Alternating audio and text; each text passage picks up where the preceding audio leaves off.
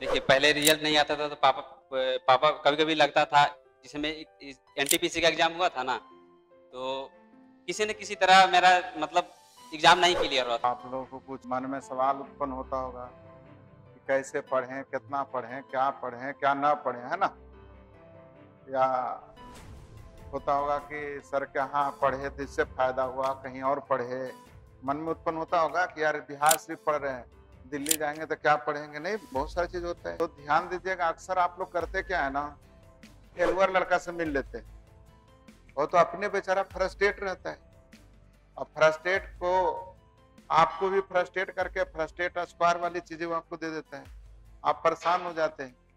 आप उनसे मिलिए जिनकी रिजल्ट हो गई है और उनमें मन में जो भी सवाल उत्पन्न है, मन से करना चाहिए, क्योंकि वही आंसर आपको रिजल्ट तक ले जाएगा कि कैसे पढ़ते थे, कितना पढ़ते थे, है ना? तो आपको ये अपना परिचय खुद दे देंगे पहले, उसके बाद कौन-कौन सी रिजल्ट हुई, कहाँ कैसे हुआ, ये आपको बताएँगे और कहाँ-कहाँ मैथ पढ़े ये भी पूछ लीजिएगा, है ना? कहाँ-कहाँ मैथ पढ़े, कहाँ रीजनिंग पढ़े, कौन-सी किताब से पढ़े, है ना? ये सारी बातें आपको बताएँगे। मेरा नाम दुष्यंत कुमार है और मैंने इंटर 2015 में पास किया था, उसके बाद सर को जॉइन किया था और सर का सबसे पढ़ाने का जो सबसे बेस्ट मेथड लगा, रेशियो मेथड। और जैसे ही मैंने मात्र रेशियो 2 महीना ही पढ़ा था, तो उसके बाद मैंने सीएचएसएल का एग्ज़ाम दिया था, उसमें पहली बार। तो मैंने 25 में 24 मैथ सॉल्व कर दिया था तुरंत ही। और सबसे बेटर है, जो सर बताते हैं रेशियो में, कि अगर रेशियो दिया है तो उसका जो दिया है उसका उसका तुलना कर दो, जो निकालना है उससे गुना कर दो। आज तक ये मेथड मैंने बहुत सारे चैप्टर में अप्लाई करके अभी तक बनाते आ रहा हूँ। और सर से पढ़ने के बाद जैसे सबको मन में लगता है कि दिल्ली वाला टीचर कैसा पढ़ाते होंगे। तो दिल्ली के जैसे में अभिनय शर्मा हुए और भी सर से पढ़े हैं अर्थमेटिक का। तो उसमें मैंने देखा कि मैंने तो सर से पढ़ लिया, लेकिन आखिरकार यही सर का मेथड हमको बार-बार ध्यान में आता है और उसी से अभी तक बनाते आ रहा हूं। अभी तक मेरा मैथ ऐसा हो गया है कि जैसे में मैंने 25 क्वेश्चन सोल्व करता हूँ तो 15 से 16 मिनट में सोल्व कर देता हूँ। सर जो पढ़ाते-पढ़ाते जो बताते हैं कि कभी-कभी अपने दादा-दादी का उदाहरण देके बताते हैं कि आखिर दादा-दादी कैसे सोल्व कर देते हैं बिना पेन उठाए हुए। ये सर बार-बार उदाहरण देते रहते थे हम सबके क्लास में। शायद आप लोग को भी ये मेथड बताते होंगे। तो वही सोच-सोच के हम क्या करते हैं कि ऐसे ही मन में ही बनाने की कोशिश करते हैं और वो रेशियो का अप्लाई करके तो सारा क्वेश्चन सॉल्व हो जाता है। और ये मेथड जो होता है, जिसमें आप एडवांस मैथ पढ़ेंगे तो एरिया हो गया, वॉल्यूम हो गया, इस सब में भी ये मेथड अप्लाई हो जाता है, रेशियो मेथड। और ये मेथड आज तक मैं नहीं भूल पाया हूँ। यही मेथड के कारण मेरा मैथ अभी तक स्ट्रांग है। और हमने बहुत सारा एग्जाम दिया, लेकिन जो भी कहिए कुछ ना कुछ सब्जेक्ट, अगर सारा सब्जेक्ट भी क्लियर रहेगा तभी आपका रिजल्ट हो पाएगा। तो आज तक मैथ में दिक्कत नहीं हुआ। मैंने मेंस भी सीजीएल का हर बार दिया हूँ। तो मैथ में मैंने स्कोरिंग किया 191 तक 200 में, लेकिन कहीं ना कहीं इंग्लिश की वजह से हमको कुछ रिजल्ट नहीं हो पाता था। लेकिन इंग्लिश में भी प्रैक्टिस करना शुरू किया तो उससे भी अब रिजल्ट होना चालू हो गया। इससे पहले हमको ग्रुप डी में हुआ, उसको छोड़ दिए। फिर उसके बाद जो एमटीएस का हवलदार बोला था, मुझे पटना मिला था, तो उसको भी यही 28 का ज्वाइनिंग था, 28 जून का, उसको भी स्किप कर दिए। अब मेरा ज्वाइनिंग 12 को है। एलडीसी जो कि नेवी में मिला है उसमें ज्वाइनिंग है, तो उसको मैं जाकर ज्वाइन करूंगा। और 2 दिन पहले मैंने एग्जाम दिया एसएससी फेज 11 का, जो कि थोड़ा सा अदर एग्जाम की अपेक्षा, मतलब जो सीजीएल का प्री होता है, सीएचएल का प्री होता है, इसमें क्या अंतर होता है कि इंग्लिश में आपको पैसेज भी दिया जाएगा और क्लोज टेस्ट भी दिया जाएगा, इससे समय कम पड़ जाता है। लेकिन मैथ की बदौलत मेरा समय 10-10 मिनट अब हर एक में बच जाता है, क्योंकि मैंने मैथ 25 क्वेश्चन को मात्र 15-16 मिनट में ही सोल्व कर देता हूँ। और जो सर का मेथड है, जो दादा दादी का मेथड बताते थे कि मन में ही कैसे सोल्व कर लेना है, वही मेथड अप्लाई करके मैं मन में ही बनाने के लिए सोचता हूँ। आप लोग भी ट्राई करें कि पेन का कम यूज करके और मन में ही ज्यादा सोल्व करें। इससे क्या होगा, आपका प्रैक्टिस बढ़ता जाएगा और आप 25 क्वेश्चन आप धीरे धीरे आप देखेंगे कि ऐसा करते करते 25 में से 3-4 क्वेश्चन में ही आप पेन को टच करेंगे, बाकी 20 से 22 क्वेश्चन को आप ऐसा ही सोल्व कर देंगे मन में ही। हाँ, एक बात ये भी ध्यान रखिए कि आप सिर्फ एक एक चीज पे फोकस मत कीजिए, सारा सब्जेक्ट को फोकस करना होगा। मैथ को एक बार अच्छी तरह पढ़ लीजिए और उसके बाद कोई दूसरा टीचर के फॉलो मत कीजिए, सारा का फिर पोच हो जाएगा, बाद में सर यही सर का मेथड याद आएगा। सबसे बड़ा चीज है कि आप एक बार कोर्स बढ़िया से क्लियर कर लीजिए और उसके बाद जो प्रीवियस ईयर का क्वेश्चन है, आप देखेंगे प्रीवियस ईयर का कोई भी बुक उठा लीजिएगा, उसमें जितना क्वेश्चन उसको बार बार रिवीजन कीजिए। जितना ज्यादा आप रिवीजन कीजिएगा उतना ज्यादा आपका बेटर स्किल होता जाएगा, जल्दी सोल्व होगा। ऐसे आप जितना ज्यादा कोर्स करते जाएंगे, इस सर से किए फिर मन में करेगा कि नहीं वो सर अच्छा पढ़ा रहेंगे उनसे कीजिएगा, ऐसा करते करते आपका समय बीता चल जाएगा और आप वहीं को वहीं रह जाइएगा। इसीलिए एक बार अच्छी तरह कोर्स कर लीजिए और फिर उसके बाद सबसे बड़ा चीज है प्रैक्टिस। खूब प्रैक्टिस कीजिए प्रीवियस ईयर क्वेश्चन का, और इससे ज्यादा तो मैं कुछ कह नहीं सकता हूँ। रीजनिंग तो मैं कहीं नहीं पढ़ा, सर जो भी चैप्टर पढ़ाए थे यही सर से रीजनिंग पढ़ाऊं और अभी तक कोई भी टीचर से नहीं पढ़ाऊं, बाकी प्रैक्टिस से मेरा हो गया। एक बार सर जो मार्गदर्शन कर दिए रीजनिंग में, उसी को फॉलो करते हुए फिर आप जब बनाते जाएंगे ना, तो आपका अपना मेथड भी कुछ तैयार होता चला जाएगा और वो आपके लिए सबसे बेहतर चीज हो जाएगा। आप दूसरा टीचर को मतलब एक सर से पढ़ लिए, उसके बाद कोई और टीचर देखेंगे उनका मेथड कुछ और होगा, लेकिन सारा रेशियो ही मेथड रहेगा। उनका लिखने का तरीका भी दूसरा होगा, सर का जो लिखने का तरीका है रेशियो में सबसे अभी तक हमको तो सबसे बेस्ट लगा है, उसी को अभी तक अप्लाई भी करते आ रहा हूँ। और ऐसे तो इंग्लिश हम जो केडी कैंपस का नीतू मैम है ना, उनसे करे हैं, बाकी मैथ और रीजनिंग तो का श्रेय तो यही सर को जाता है।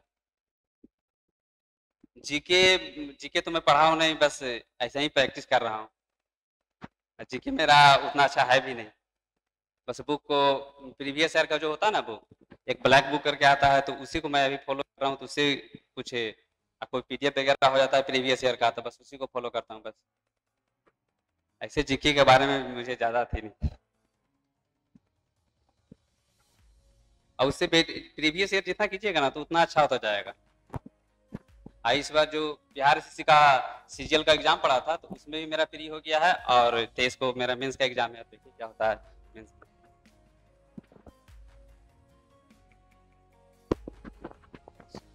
मतलब आप गिन लिए होंगे, आप लोग सुनते सुनते ये भी भुला गए होंगे कई रिजल्ट हुआ है।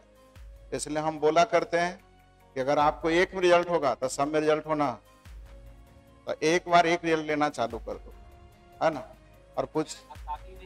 और पूछिएगा कि विद्यार्थी जी बैठते कहाँ थे। आप लोग को बोलते हैं ना कहाँ बैठना है, इनको पूछे बैठते कहाँ थे, कभी सर से प्राइज राइज लिए कि नहीं लिए थे, है ना, बता दीजिए जरा। देखिए जब बैठने का बात, तो उस समय क्लास में इतना भीड़ चलता था कि बैठना मुश्किल होता था, तो सबसे अच्छा हम प्रीफर करते थे इधर उधर सीट नहीं लूट करके हम सीधे आते थे, इसी पर बैठ जाते थे, सर के पास ही, सर के चरणों के पास। और यहीं पर से मैं बहुत सारा लोग को लगता है कि मुड़ी ज्यादा उठाना पड़ता है, लेकिन जो सर के सोचते थे कि सर के कितना पास रहे, उससे क्या होता है ना कि आपको रिस्पेक्ट की भावना भी बढ़ेगा और आपको ये भी दिमाग में रहेगा कि आपको जो होमवर्क मिला वो करके जाएंगे। कहीं आप पास में रहिएगा तो ये भी तो डर रहेगा कि सर कहीं होमवर्क न पूछने के बनाया है कि नहीं बनाया है। आपको जितना पास रहिएगा उतना दिमाग में रहेगा कि सर की भावना, रिस्पेक्ट की भावना भी बढ़ेगा और जो सर होमवर्क देंगे उसको करके आइएगा। क्योंकि जितना पास रहेगा, आप घर में भी देखते होंगे, जितना आप क्लोज रहते हैं, पापा पूछ देते होंगे क्या पढ़ रहा है, नहीं पढ़ रहा है, क्या नहीं पढ़ रहा है, एक गार्जियन की तरह। तो पास रहेगा तो सर तो ज्यादातर प्रीफर करेंगे पास में ही पढ़ाई का ही पूछने में। आपको डर के भले सर पूछे या ना पूछे, लेकिन दिमाग में बैठा हुआ रहेगा कि नहीं करके जाएंगे तो फिर तो पकड़ा जाएंगे। इसीलिए आपको इससे प्रेरणा मिलेगा होमवर्क करके आने का।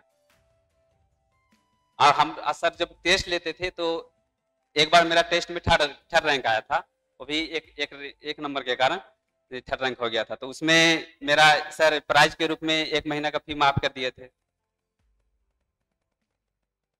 और भी ऐसे टेस्ट देते थे तो मेरा रैंक रहता था, उस समय क्लास में पूरा भीड़ रहता था। आप समझ सकते हैं कि सीढ़ी पर भी लोग बैठे रहते थे, इस पर भी फुल रहता था, अब बीच में भी लोग बैठे रहते थे बेंच लगा करके। तो उस समय अगर मैं टेस्ट देता तो अंडर 20 रैंक के अंदर ही मेरा मार्क, जो मेरा रैंक आता था 20 रैंक के अंदर ही आता था। बहुत सारा रिजल्ट लिए और आशा करते हैं आप लोग को रिजल्ट होना चाहिए। मन में एक सवाल बार बार होता है, जिनको जो चीजें मिल जाती है वो लगता है यार ये तो ऐसे ही मिल गया। तो आपको भले लगता होगा कि सर के यहाँ आसानी से बैठ रहे हैं। विश्वास कीजिए, जब इन लोग आते थे ना तो सीढ़ी भरा रहता था, इस पे कम से कम 30 से 40 बच्चे बैठते थे। और लड़की लोग, ये जो 2 सीढ़ी है ना, उस पे कम से कम 8-10 लड़की बैठती थी। 10 लड़कियां सिर्फ इस पे बैठते थे, बाकी तो जगह इधर से उधर भरा रहता था, है ना। और होमवर्क, उसमें भी लोग होमवर्क बना के आते थे। और आप जो 2 साल लॉकडाउन हुआ उसके बाद आप लोग के होमवर्क बनाने की जो तरीका कम गया और रिजल्ट लेट घटते चला जाएगा। जब तक होमवर्क नहीं बनाएंगे तब तक रिजल्ट नहीं होगा। दूसरी चीजें बता रहा था, इन्होंने भी बताया आपको कि मन करता है फलाने टीचर का पढ़ लूं, फलाने टीचर का पढ़ लूं। मैं तो दावा करता हूं, अभी भी दावा करता हूं, विद्यार्थी भी बोल दिया आपको कि मैंने भी ऑनलाइन लिया था, है ना, कि फलाने टीचर का ऑनलाइन लेकर देख लेता हूं क्या पढ़ाते हैं। रिजल्ट यही निकला।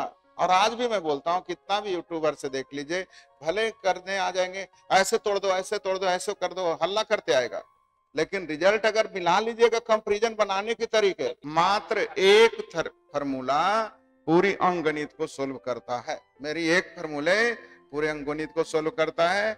और मैं बोल देता हूं कि इस तरीके से बना रहा है, इसका मतलब मेरा विद्यार्थी सही है। तो आशा करेंगे कि आप लोग भी इनके से ऐसा मेहनत कीजिए और कई एक में रिजल्ट लीजिए, है ना। आपको बताया कि सीजीएल मेंस में भी 191 स्कोर कर चुके हैं। और अभी आपको लगता होगा यार 191 करने वाला कैसा होगा, तो 191 करने वाले भी बगल में है। हमारा काम मैथ रीजनिंग का ही होता था। रीजनिंग भी इन लोग को ज्यादा दिन पढ़ाया नहीं है, मुश्किल से 20 दिन पढ़ाते थे। अब तो आप लोग 1 से 2 दिन और 20 से 30 दिन में रीजनिंग खत्म, है ना। 30 ही दिन का होता था, क्योंकि मेरा जो साथी जो बैच करते थे उसमें मेरा मतलब 10 टेस्ट लगभग मेंस का तरीके से लगाया ना, उसमें से 4 से 5 में मेरा 200 में 200 आया। सुनाई दिया। कम से कम 4 से 5 टेस्ट में 200 में 200 नंबर आते थे। और आप लोग टेस्ट देने के नाम से, एक बच्चा तो कहा अच्छा टेस्ट है, उधर से लौट रहा था। नहीं, आप ही लोग वाले में बैच में थे, वो टेस्ट नाम में सुन के उधर से लौटने लगते। तो मेहनत कीजिएगा तब रिजल्ट आएगा, मेहनत नहीं कीजिएगा तब रिजल्ट नहीं आएगा, है ना।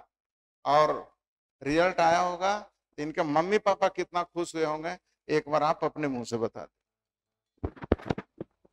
देखिए, पहले रिजल्ट नहीं आता था तो पापा कभी कभी लगता था, जिसमें एनटीपीसी का एग्जाम हुआ था ना, तो किसी न किसी तरह मेरा मतलब एग्जाम नहीं क्लियर हुआ था। एक बार जो सीजीएल जिसमें मैथ में 191 आया था, उस दिन क्या हुआ था, मेरा पेट में दर्द उठ गया था।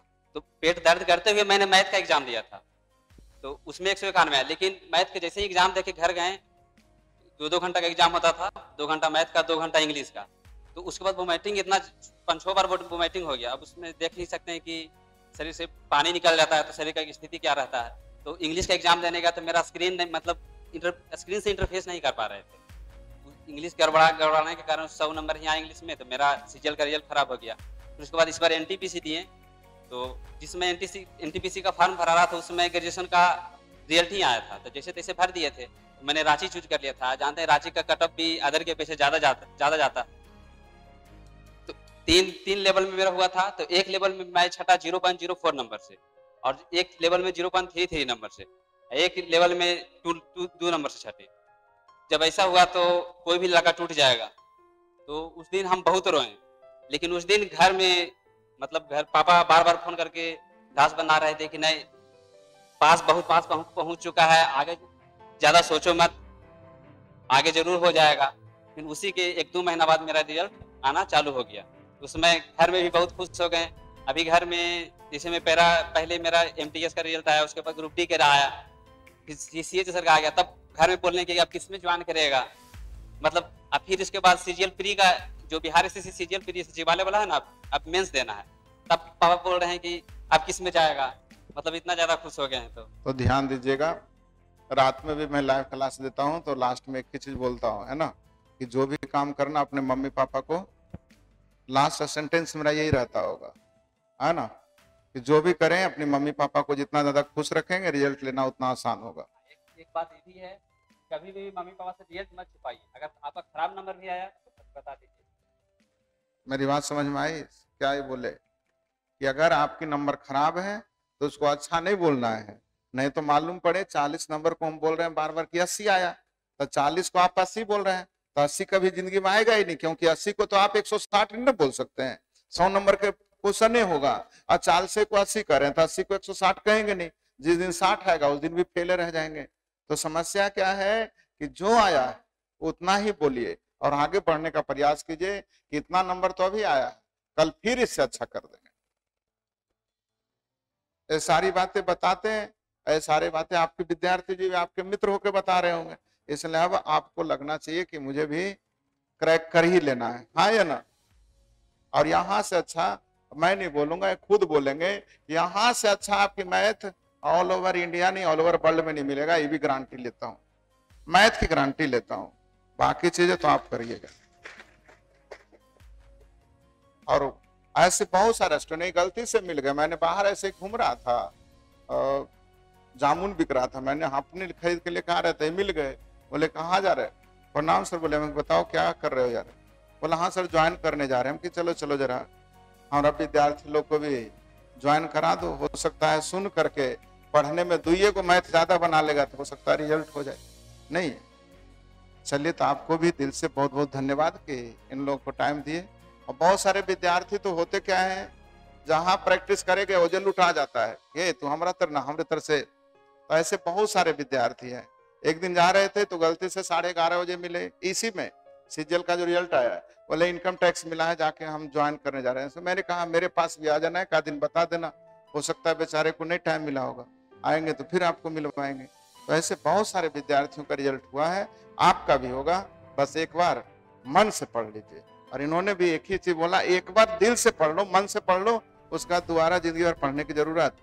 अभी 6 घंटे रेगुलर पढ़ेंगे, 8 घंटे रेगुलर पढ़ेंगे, तो पूरे जिंदगी में 12 घंटे काम करने की जरूरत, फिर आराम करेंगे। हम अभी नहीं पढ़ेंगे तो पूरा जिंदगी भर, है ना, रिक्शे जैसे खींचते रहिए।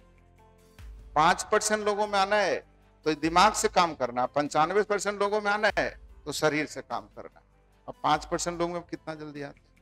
चलिए विद्यार्थी जी बहुत बहुत धन्यवाद, खुश नया नया रिजल्ट लेकर आइए, फिर मिलिए नहीं।